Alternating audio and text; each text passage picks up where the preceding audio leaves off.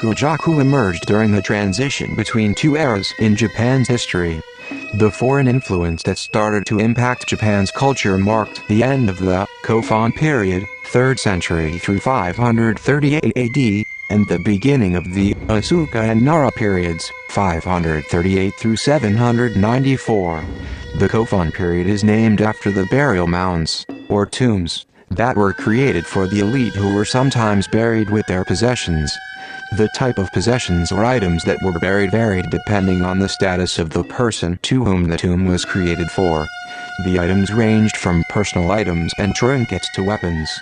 The people from this period worshipped Shinto, or the Way of the Gods in Japanese.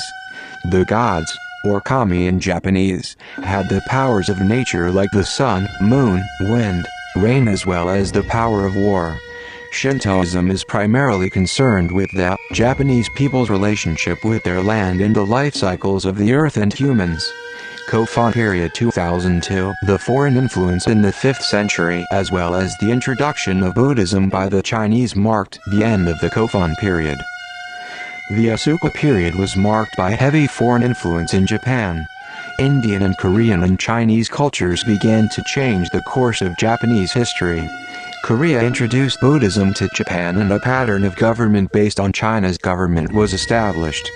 Buddhism was initially opposed but was the chosen religion of the Soga family, which gained a tremendous amount of power and defeated their enemies who opposed Buddhism.